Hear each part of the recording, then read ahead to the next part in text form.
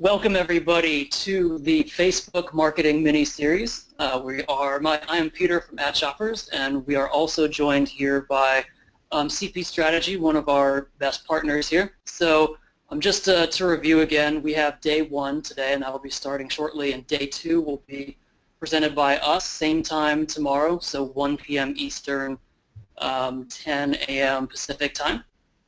I'm just going to go ahead and pass it over now to Stephen and Nick from CPC Strategy, and they will run you through today's presentation, how to increase your Facebook dynamic product ads performance. Take it away, guys. Awesome. Thanks, Peter. Pleasure to be here, everyone. Like Peter said, welcome to day 1 of the 2-day mini-series. My name's Nick. I'm one of the marketing coordinators here at CPC Strategy. If you've attended one of our events before, you've definitely seen my face in emails.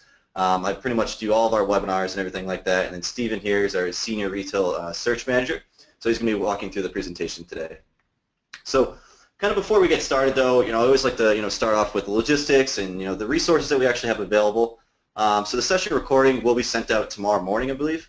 We'll also have the Q&A throughout the presentation, and definitely submit your questions in the chat box to the right.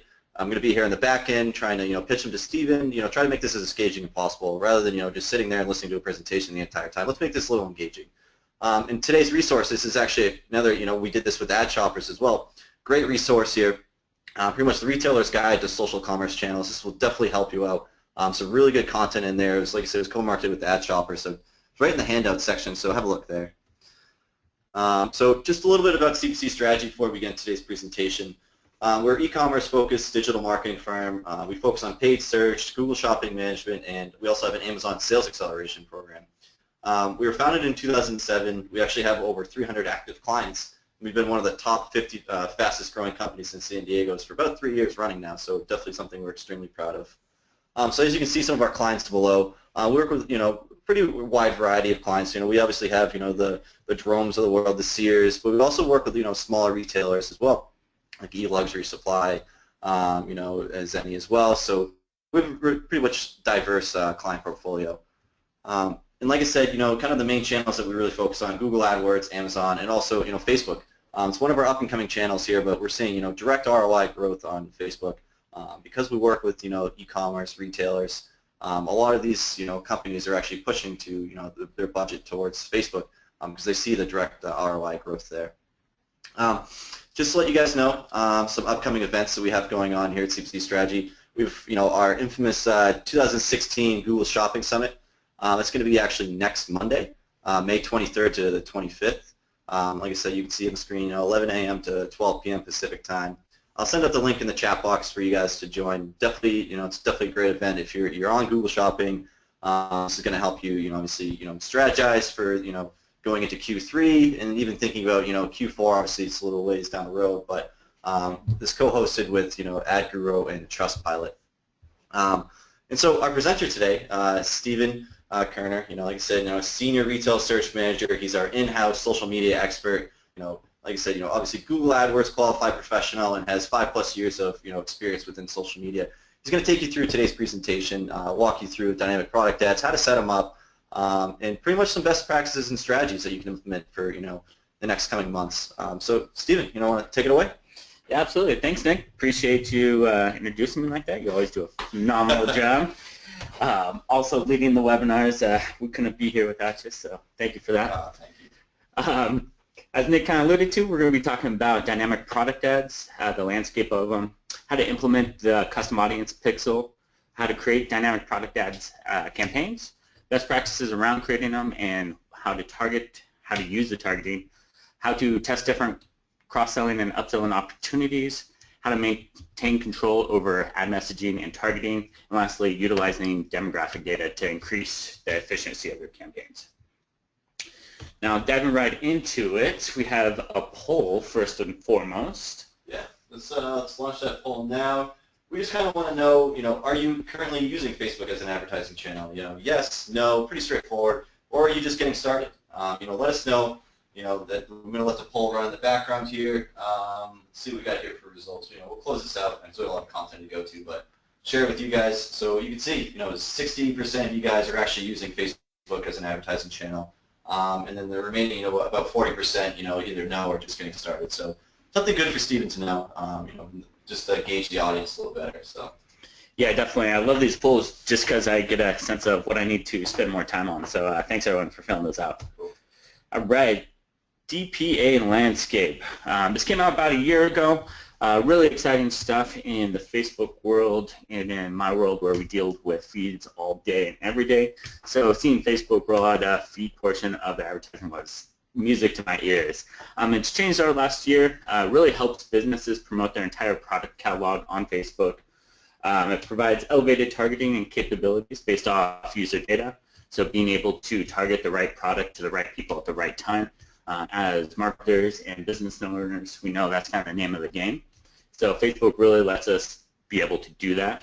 Also provides access to multiple image ad campaigns. So we can have different products in the same ad and try to best fit what the customer was looking at or is currently looking for. So jumping into it, Facebook dynamic product ads, you need a new custom audience pixel, or I should say the new custom audience pixel. They switched over to this pixel when they rolled out dynamic product ads. Has a little bit of a dynamic element to it, so Facebook knows what products people are looking at and viewing and adding to cart and such. So if you haven't already created the dynamic pixel, go to Ad Managers, All Tools, Pixel. You should see a screen like this. Follow the steps below and you'll get your pixel code.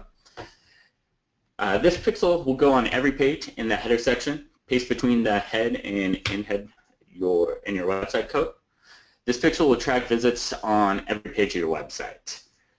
Here you can see that I have a highlighted section, that's where the pixel ID will be, and the blacked out section, that's also where the pixel ID will be. So again, this pixel will go on every page of your website. Now there are some standard events that will allow DPA to work. One is the product page. This snippet of code lets Facebook know what products people have viewed, which ones, what that product information is, so they can show that information on Facebook. This will go between the body section. You'll paste it there. It will refer to the pixel left in the head section. Last one here is the sales confirmation page. This is registering when a sale actually happens. You'll notice in the content IDs, you'll see product ID 1, 2. Those are dynamically updated based on what products that people actually purchase. So Facebook knows, hey, this person bought these 2 products. We can remarket them with similar products. Also, there's a couple other portions here. If you want to track add to cart, that's usually a pretty good segment to target because you can target people who have abandoned a cart. So the top pixel here works just like the other ones we just shown. The add to cart button is if your add to cart button doesn't actually go to a new URL, but it's rather a pop-up. You would put this code in there and have it fire as soon as the button is clicked.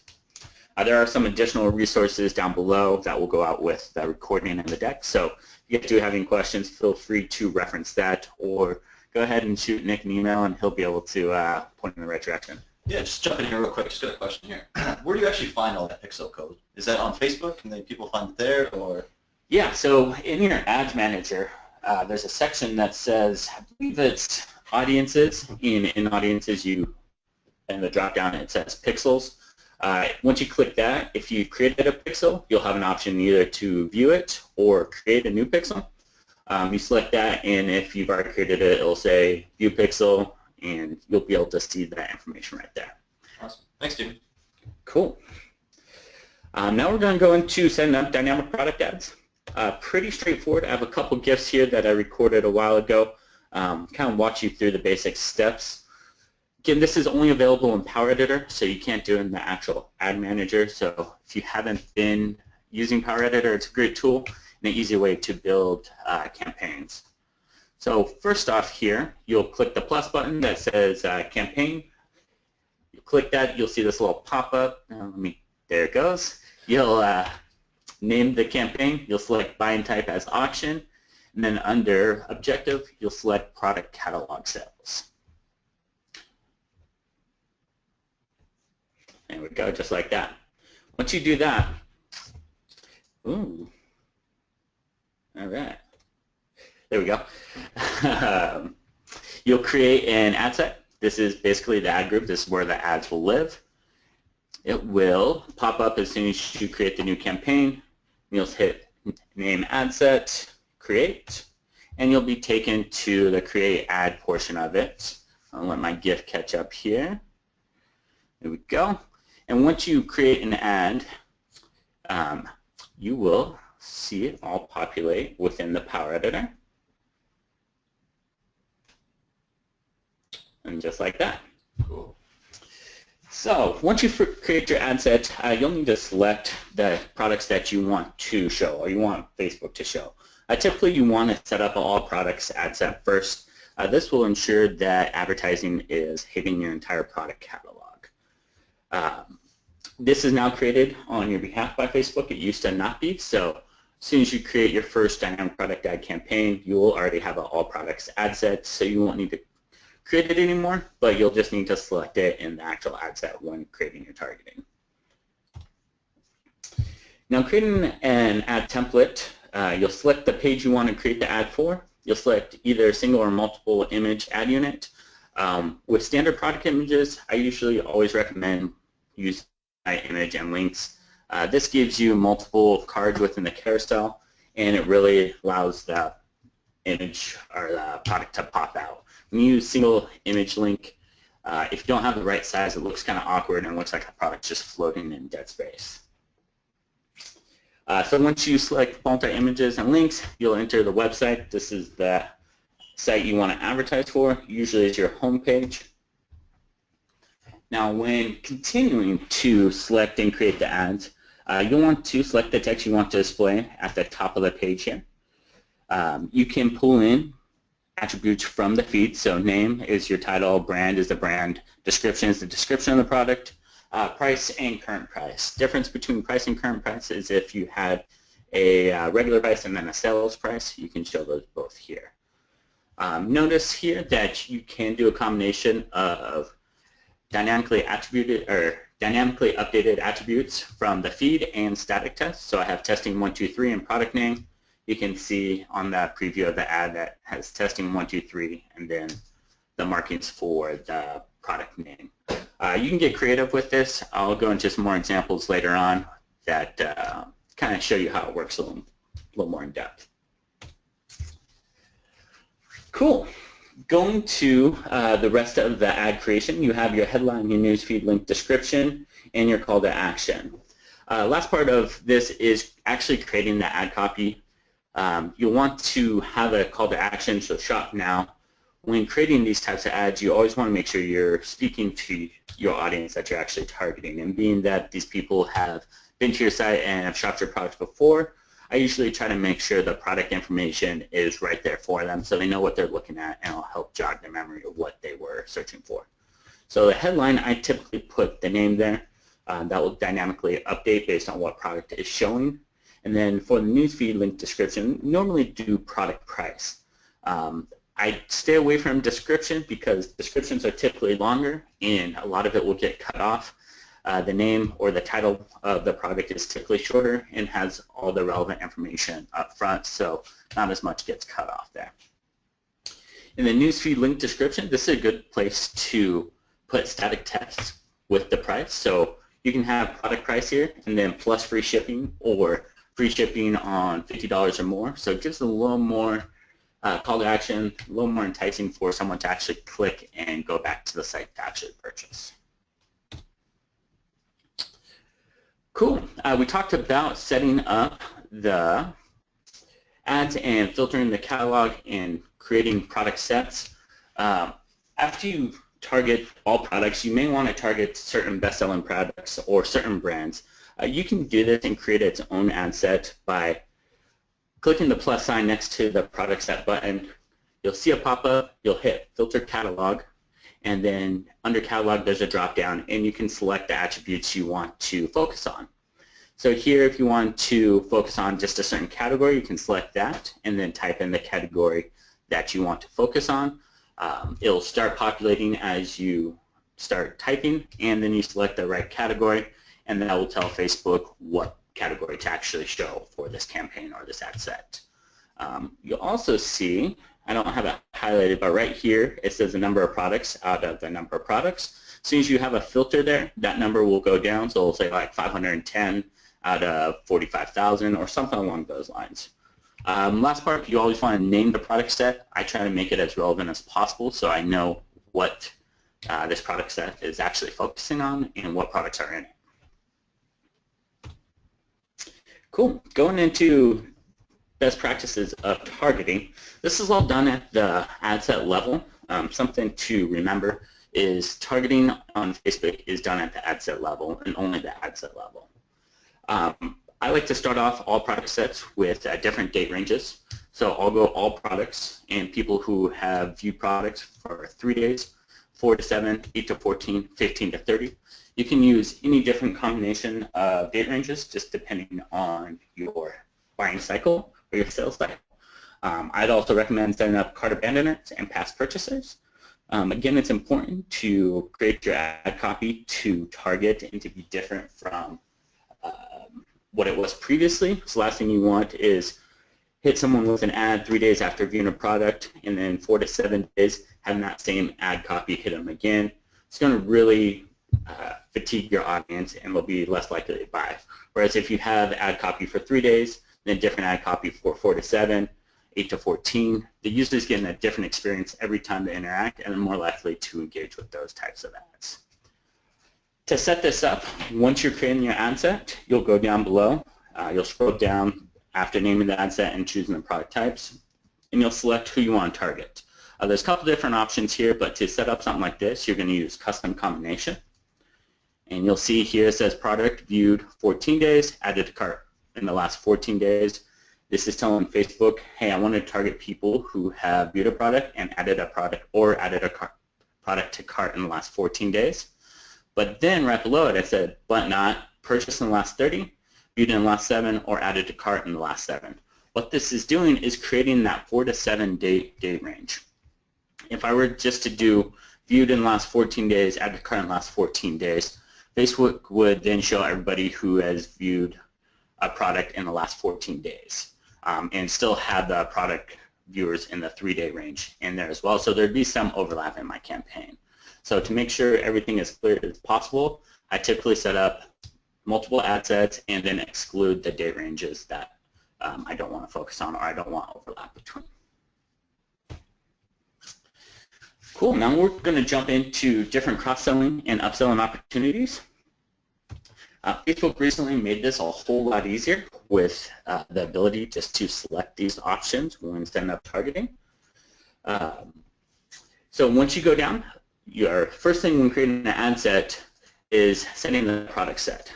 Again, the first product set here is the products that will actually be shown in your ads. So in this screenshot here, you can see that we will be showing earrings and only earrings. This is a category filter that I set up so Facebook knows that I'm only wanting to show earrings to this audience.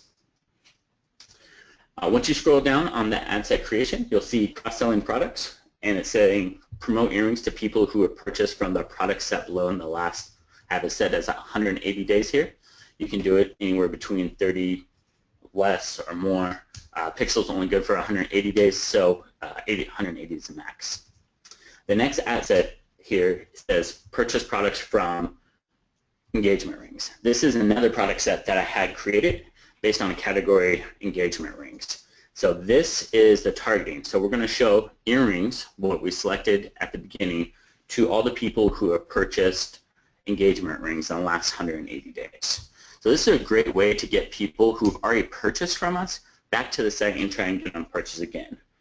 And studies will show that people who have bought from you in the past are more likely to buy from you again in the future. So it's a good way to get people back to the site and get them re-engaged with your products. Again, you'll want your ad copy to match what you're trying to sell and the messaging you're trying to convey to your audience, which is what we will talk about now. So one of the biggest things I have with creating audiences is really being able to lay everything out in a way that I can make sure all the bases are covered. So here are some of the questions I ask myself before actually creating a campaign and actually going into Power Editor power editor and building it. Map out your strategy beforehand. I asked, what's my objective? So in this case, it's to cross-sell products. If someone buys products in category A, show them items from products in category B. Why am I going to do this? Because we know that if people view or purchase products in category A, they are likely to be interested in the products in category B. Who? Know the demographic information that you want to target. So in this case, we're kind of laid it out there. But also, I might want to get more granular and target a certain age range, different high school education levels, or different job titles as well. All that is available within Facebook targeting. You can see here a couple examples that I use to lay out my campaigns. So I have the screenshot, a campaign name. I named the campaign similar to the objective of what I'm trying to do. And then the ad set is the targeting, so cross-selling category B to category A viewers, purchase females 25 to 35, and then the one below it is females 36 to 45. So I'm segmenting those two age ranges because I know one is more likely to buy, and I'll probably want to speak differently in my ad copy to help relate to them a little more. Next, I have the ads that I'll name, so females 25 to 35, ad 1, ad copy. I put ad copy there because I'll test the ad copy I'm actually using. I'll copy that ad with a different ad copy. And then the second ad set has the same ads below as well. And then I also added another column there with what I'm actually testing. So in this case, it's going to be text. So I have the two variations of text that I'll be testing in this ad. You can also see in this chart here, it's kind of a neater, more explained version. So you have your campaign, you set your goals, clicks, or conversions, then you have your target persona, it's your ad sets, you have ad A, ad B, ad A, and ad B. So you can also use a format like this to help just structure everything in your mind, so when you go to build it, there's no question of what you're actually building and that you're actually hitting the audience you want to hit. So I talked a little bit about utilizing demographic data to increase your efficiencies. So like that last example, we were targeting females from 25 to 35 and 36 to 45. So how did I get that information? How do I know that's the right audience to actually target? Well, you already have all that information if you have Google Analytics. You can go log in, select audiences, then select demographics, and you can actually select gender, so you can see who's more likely to purchase from you. So in this case, you can see that the last 60 days, females have purchased more and they've brought in more revenue. Males aren't far behind, but I have that information there. So with this ad testing, I want to target females. Also in the demographic section, you can select age. You can see a certain age range of who's more likely to buy. This example, you can see 25 to 34 and 35 to 44 more likely to buy. 18 to 24 are third and less likely to buy, but are still up there. But what's interesting is 45 to 54, they've brought in 11,500. So their average order value is higher. So that might be something I want to target and really consider when setting up the campaign to target them with more expensive items, because I know they're more likely to buy those items. So just some quick wins from Google Analytics to get more demographic information to use in your Facebook campaigns. You can also target geolocation, so you can break it down by country and state. You can even go down to city after that, so you can really hone in where your audience is and where they're purchasing.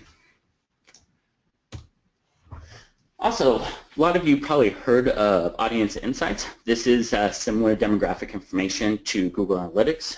Not always as easy to get, but you can get some good information here. When you log into Audience Insights, you'll be able to see and select a custom audience. I usually select the custom audience that is all website traffic. This gives me the best example, sample size of my website traffic and who they are. What that does is tells Facebook, hey, I want to look at the demographic information for this audience, and then Facebook will actually match that up to its data as well. So in this first case, you can see that 40% of all website traffic is women between 25 and 34, which kind of meets the Google Analytics data we just saw, but I'll also show you Facebook data here as well. So we'll say 55% of all Facebook is women. In our case, 70% of all of our website traffic is women. You can also see education level here. You can see here that 65% of our all website traffic has some form of college degree. That's 8% higher than Facebook. So that's a little nugget that we can use to target as well and to speak with, to know how to speak to the actual audience. Another one I typically like to use is relationship status. Again, this gives you a little perspective on who you're actually targeting, so you can copy your ad copy or have your ad copy speak more to that demographic. All right, time for the next poll.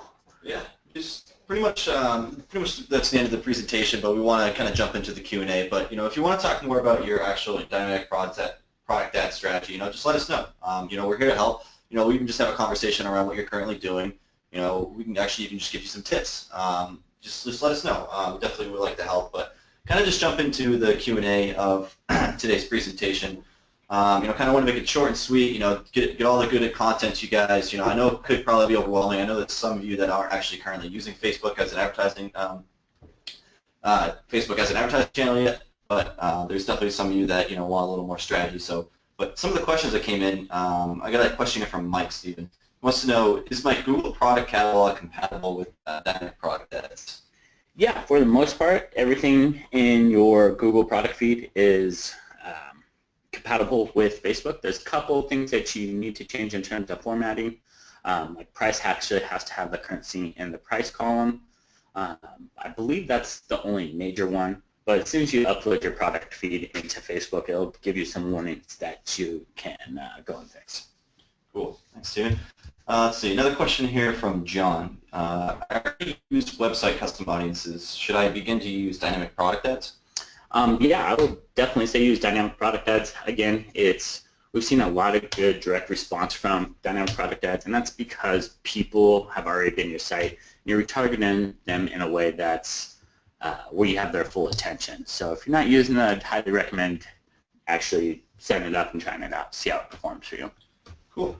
Another question here from Mr. Blank wants to know, I've heard that Facebook isn't a great platform for direct sales. Is that not your experience? Do you recommend making ads to sales pages or other types of content? What's your experience here? What have you seen with our clients? What have you seen, when we implement these types of ads?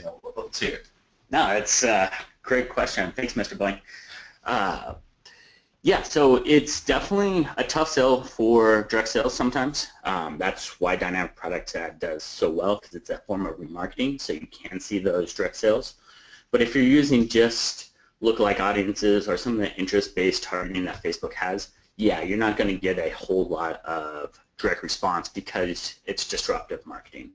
What you can do, though, is use lookalike audiences from your email subscribers or past purchasers, then layer in demographic information and interest information. What that will do is Facebook will take your audience that you want to create a lookalike on it and take all the demographic information and go match that up to people who are on the actual platform that have that same demographic makeup. And then when you start layering in education levels, age ranges, different interest types, you get an audience that you can speak to and that are more similar to buy your products or more likely to buy your products. And that's when you'll start seeing a better direct response rate. Awesome. Thanks, Stephen. Hope that helped, Mr. Blank. If not, just follow up with some more questions here. Another question here from Jess. Is there an actual average CPC for dynamic campaigns, or is it really vary depending on what you're trying to target? It really varies based on your audience size and the type of demographic that you're targeting. I've seen them range from 10, 15 cents up to a couple of dollars. So it really just depends on the industry and who your demographic is. Cool. And Jess, if want to give us a little more information about the types of products that you're trying to advertise, Stephen may be able to help a little more, but yeah, definitely let us know. Let's see. We've got another question here from Eric. What about the image sizes? Should I be using for dynamic product ads? Are there certain image sizes, or do they already get compressed when you actually go upload it? No, this is a great question, because if you don't have the right image size, it will get cut off in the ad or be off-centered, look kind of funky. So you definitely want to have the right image size. Usually you want to have a 1-to-1 image ratio, so square image. I believe it's 600 by 600 pixels is what Facebook recommends. If your image size fits that, you won't have a problem, and everything should show up correctly and look professional. Cool. Thanks. Another question here from actually Mr. Blank. Wants to know, should you use automatic bidding on Facebook or manual? I mean, is that two totally different realms? You know, can you give them a little insight on your experience there? You know, I guess. Yeah, that's a great question. I've tested both. I've seen better results with automatic bidding when you let Facebook optimize the bidding and who they're actually showing products to. They tend to be able to pick the right people, and that will actually convert. When I have tested it, I've seen more conversions with automatic and less conversions with manual. I have been able to drive more traffic with manual and get a further reach, but I have noticed that the conversion rate has decreased. It is something to test out. If you do have an active campaign, I would test it out for a couple weeks to see what you see, because your results could vary from what I was seeing. Well, hope that helped. Okay, follow up here from Jess actually. So talked about the average CPC.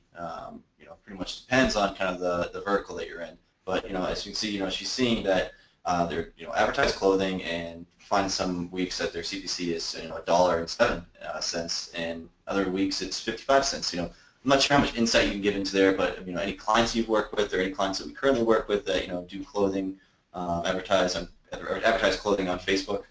What have you seen there? Yeah, so from what I've seen, that's probably about average. What I do know and what I've seen in the past is the bigger audience that you're targeting, the lower the CPCs. The smaller the audience, the higher the CPCs. And you can think of it as the smaller the audience, the more targeted it is, and the more valuable that audience is. So Facebook's going to charge a little more for that, whether it's because competition's higher or because that audience is so much more valuable to you. So that's something to consider when setting up your targeting. Cool. Let's see. Another question here from Nick. Oh, nice. Is there actually an easy way to contact Facebook support to create an ad? I know it's kind of a broad question, but there seem to be some questions coming up that, when people are trying to create these ads, they're having difficulty, and contacting Facebook may be a little difficult in getting the right information. Any insights there, your experience? Yeah, I love Facebook, but they can definitely be hard to get a hold of sometimes. Their support, and I believe it's kind of like the articles, you can leave comments on them. So if you find an article you're researching, like how to do something, there's often a comment page or a comment section. If you leave a comment there, they're pretty responsive on those comments and will get back to you and help give you more information. There's also, they do have a program where you can sign up, and basically you agree to spend X amount on Facebook. They'll help walk you through your first couple ads. Once you have those ads up and running, you'll have another account rep that will help go over results and show you kind of what the report's like and what to look for there. Cool. Thanks, dude. I hope that helped everyone. Another question here from Elizabeth. Kind of multiple parts, digest this a little bit, but so the company she works for sells books. So one of the common issues that they've come across on advertising on Facebook is the 20% or less text issue for the image. Do you have any recommendations for imagery we could use to that don't violate the 20% rule? It's pretty much the only thing that's stopping them from advertising on specific products. Have you seen anything there in the past? Any insights there? I'm not really sure how many book retailers I'll work with, but. Interesting. So it sounds like that they're trying Facebook ads, but the image is of a book which has writing, and Facebook does have a 20% or less text issue. That's a tough one. I don't really have experience with that, and that would be something I would definitely try to get a hold of Facebook for to see if they can make an exception. But yeah, that would be something I would have to dive more into and try to talk with someone over at Facebook with. Cool. Thanks, Steven. Yeah, definitely. Everyone, just keep the questions coming. If you guys still want to continue to ask questions here, we're here. I got a whole list of questions here from the audience. So just if you want to continue the conversation, just let me know. I'll just keep pitching them to Steven. So let's see. We got another question here from Eric. It looks like. Are there limits on the product catalog sizes? Oh, that's a great question. If there is, I haven't seen it. But we haven't uploaded millions and millions of products to Facebook. I do believe there's a cap. I'm not familiar with what that is, but we could probably search Facebook real quick to see what that is. If it's not listed, it's probably pretty high. Question is, if you have probably less than a couple 100,000 products, you'll be okay. If it's starting to get up in the millions, you probably have a pretty sizable data feed, and you might have to switch to an API method or something like that to allow Facebook to take your products. Cool. And a little follow-up question here too. Where do you actually upload the product catalogs? That's a great question. So you upload the product catalogs within the new Business Manager. Business Manager has a section under the Business Manager settings called Product Catalogs, and that's where you'll go to create the product catalog, assign the pixel, and then upload your feed. Cool, thank you. Let's see, that question is from Ramona. Is there a way to create an ad on Facebook that automatically advertises the page's most recent posts? Does that actually resonate with you and your experience, or is that kind of out of our realm of So I think what it's saying, or what Ramona's saying here, is she wants to advertise on posts she's putting out on Facebook. So there's not a real way to do that. You can boost the post, but that's just paying to get more eyeballs on the post. I would recommend, as you're creating a post, to go and create an ad for that post in Power Editor, and then push it that way. It gives a little more weight to it and lets you get more eyeballs and have a better call to action to it. Cool. Thanks, Steven. Actually, yeah, another question here. It kind of came up with the audience just, a couple of times. Could you actually go back to the slide where you had the whole campaign build out? You had ad campaign, ad set. I think it was a couple of slides back. People were just kind of curious to, if you could re-explain that a little bit and kind of your thought process behind this, this method. Yeah, this is kind of my inner workings of my brain. So you guys are getting a sneak peek of how my brain works. Basically, this first screenshot here, I start by naming the campaign. And I named the campaign with what I want to do. So in this instance, the campaign name is Cross-Selling Category B to Category A viewers and purchasers. What this is telling me is I want to sell product or Category B to people who have viewed or purchased products from Category A. So right then, seeing that, I know, hey, this is what the objective of the campaign is. That then allows me to go into creating the ad sets. I named the ad set similar to the campaign, so when I'm looking at performance, I can tell exactly what the objective of the ad set is. So for example, in this ad set, it's cross-selling Category B to Category A viewers and purchasers. And then I have the targeting, who I'm actually targeting. So I'm targeting females who have viewed or purchased products in Category A who are between the ages of 25 and 35. And right below it, you'll see that changes from 25 to 35 to 36 to 45. So this campaign as a whole is targeting females between ages 25 and 45, but I have that age range broken up into two different ad sets, so which gives me two different levers to pull. One allows me to see how each ad set or each targeting demographic acts for my ads and how they behave when seeing the ad. But it also allows me to create different ad copy that speaks a little more to who females in that age range. So it's an easy way to think of that. You might speak, your ad copy might relate better to a 25-year-old and not so much to a 45-year-old.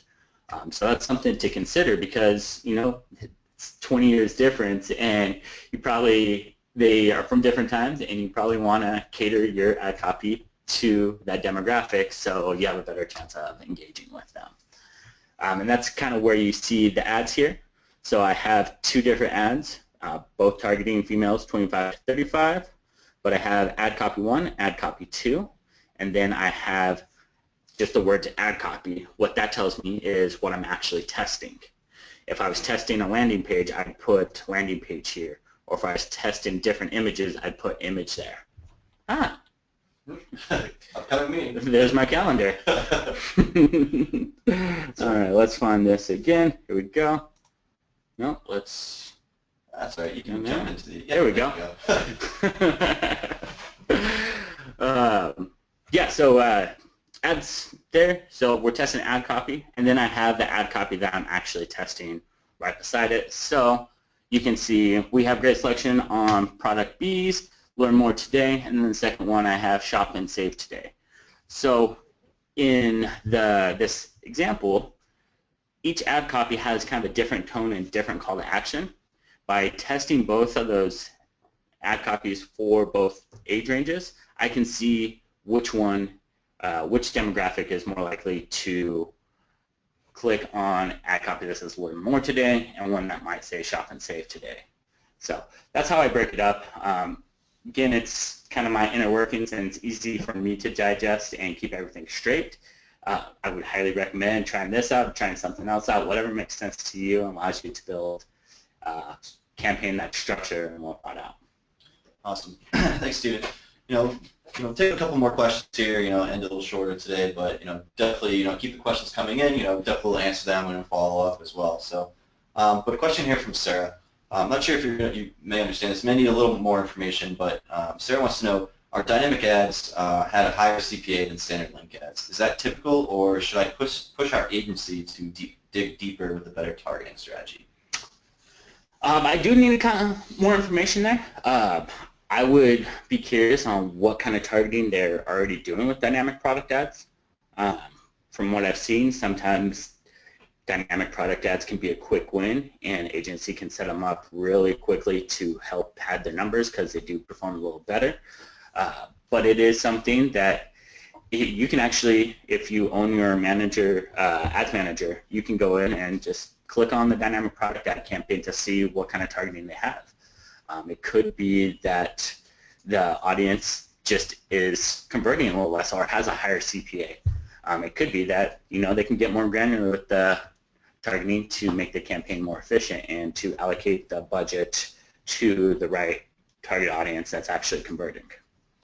Awesome. Yes, Sarah, if you just want to provide us with a little more information, that way, Steve can definitely take a little deeper dive into kind of what you're worried about here and what you're trying to accomplish. But just give us a little more information. We can definitely touch a little more on that. But another question here, Ramona actually has an official Facebook store as well as a website. Do you know if ads encouraging consumers to purchase via Facebook store have more conversions? Can a pixel be added to a Facebook store? Have you had experience there? What are your thoughts? That's a great question, and Ramona, I'm a little jealous because I haven't actually had the privilege of diving into a Facebook store yet.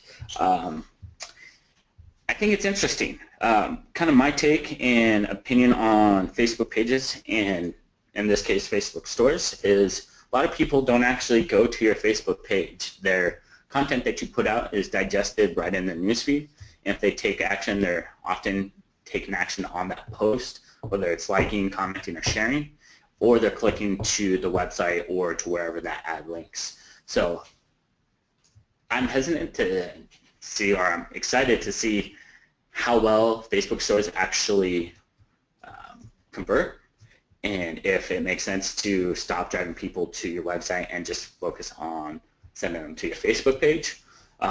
One of the real things I think Facebook's trying to do here is just keep people on Facebook longer. That's kind of the name of the game. That's what they want to do. That's what they're in business. And so that's the next clear thing is instead of sending people off-site to another website, they're trying to keep people on Facebook and keep there longer so they can, just have them there. Thanks, Steven. Yeah, Ramona, you want to just provide us with a little more information again, what have you seen? What have you seen for Facebook store being, successful, driving conversions there? Let us know. We'd love to hear, your thoughts on this as well. A little off topic, but I definitely want to touch on it too, because, video, it's booming, especially on Facebook. Like you said, Facebook's trying to keep people on Facebook, Mm-hmm. and, obviously the more eyes, the better it is for advertisers. what are your thoughts on video? You know, video is, like I said, it's booming. You know, there's more video ads that are showing up in Facebook. You know, what are your thoughts on that? I love video. I think it's a great way to keep people engaged with your brand and your content. I wouldn't take it lightly. If you're going to do video, make sure you're doing it right and it's engaging. You can advertise video and ads and have a call to action there. So it is a great way to, one, get people engaged in your content, but two, also have a chance to drive them back to your site. Facebook is, you know, giving video ads a little more weight and video content a little more weight in terms of reach and who's actually seeing your content. So if you have the video assets or are working on it, I've definitely tested out with posting and advertising on. On that note, Nick knows I love Facebook Live. Something new we're testing out. It's definitely interesting. You know? Which is kind of the next rendition of videos because it's a live stream. It's unscripted, well, most of the time, and you get users a little more backstage access, if you will, to actually what's going on. And I wanted Nick to let me Facebook Live this, but we didn't think of it soon enough. I know. Another time, yeah. Definitely, and for another webinar, for sure. Cool. Yeah. Just a little follow-up though. You know, she actually, or he or she doesn't actually have purchases to date on the Facebook store. That's Ramona. Okay. So interesting to see. Yeah, that's something that I think is going to get a little more, a bigger push as they continue to roll it out. I think it might still be in beta, so I'm sure Facebook is trying to figure out the best way to leverage Facebook stores. I am curious to see how it actually converts because that is basically one less step from for a client or a customer to go and purchase because they're on Facebook, they see the product, they click on it. If they can make the purchase right there, it's more likely that they're going to make the final purchase and you're going to get the sale. Yeah, it looks like Lorianne as well. You know, doesn't have any purchases on hers yet either. As well, yeah. So cool. So let's see. We got one more question. We'll take a couple more here. Maybe go one or two. Ashley, she advertises on Facebook Exchange. Should she be using, you know, dynamic ads as well? I would.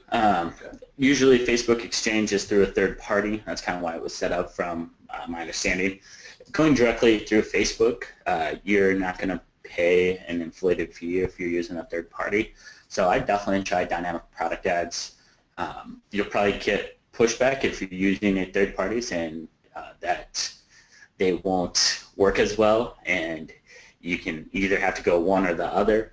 I haven't necessarily seen that. I've tested running both at the same time and haven't seen any negative results to date, but my tests have been limited and obviously if you're using a third party you might not have all the information. So I'd definitely try using dynamic product ads whether you're using a third party or not. It may try to steer you away from it. Cool. Maybe we'll end up with this last question here from Ron. Definitely want to touch on this, Ron. Didn't forget you here. This is kind of a good question to kind of end off with, but you know, talk about the code. You know, we went over just, you know, fairly quickly as well, but can you kind of reiterate where people can find that code as well? But I guess to just start off here though, he just wants to verify he needs code for every product page? Yeah. So if we go back to the page here, my hundreds of slides, I feel. It's in here somewhere. So you'll get this in the Ads Manager, and I believe it's under the Tools section. And once you select the Tools, there'll be a drop-down, and I believe it'll say Pixels. My picture memory isn't coming to me right now. But you will be able to view the pixel if you've already created it. If you have created it, it'll look something like what's on the screen, except for the highlighted part will be populated with your pixel ID, and the blacked out portion will be that same ID. This code will go on every single page of your website. This is kind of the main code that the other standard events are going to reference. So once you have this code on every page, you'll install at least the product page. This code will go on every product page that you have. Again, you'll want the content IDs to automatically populate with the product ID that matches the product ID in the actual feed. So yes, there is code that should go on every single page and every single product page. And then also lastly, don't forget to put the sales confirmation page because that's going to be a big one if you want to measure how well your campaign is actually doing. Awesome. Thanks, Steven. I hope that helped. Oh, you're welcome, Ron. Awesome. So I want to thank everyone for joining today's session. Really appreciate it. We had some good questions that came in. I hope this this content helped. But to be honest, the series isn't over yet. We actually have tomorrow as well. Definitely don't forget. It's with AddShoppers. It's pretty much the overall theme of it is using Facebook to power dynamic on-site marketing. So some of the things that we'll kind of go over is why and how to treat your Facebook traffic differently. How to use data from Facebook to power the personalization, because obviously personalization nowadays is huge to drive conversions and provide relevant content to your audience. Also, and how to use your existing audience to drive new leads on Facebook. So that's very good. That's going to be with Peter Messmer. He's actually one of the first employees at AddShoppers. Loves helping e-commerce brands sell more with powerful marketing. He's also sometimes known as the Big Cat. You can find him leaping over small individuals and pumping not-so-serious iron in spare time. So it should be a pretty interesting session. Definitely one of our better partners here at CPC Strategy. Definitely looking forward to it. So again, thank you everyone for joining us today, and be on the lookout for a recording. Steve, you want to maybe add anything to the audience at the end here? No, again, as always, thank you for your time, everyone. I always appreciate it, and I hope that everything that I've said today has helped you in some way. Please feel free to reach out to me on Twitter, Nick, via email, and we'll answer any questions that you guys have. Awesome. Thanks everyone for joining.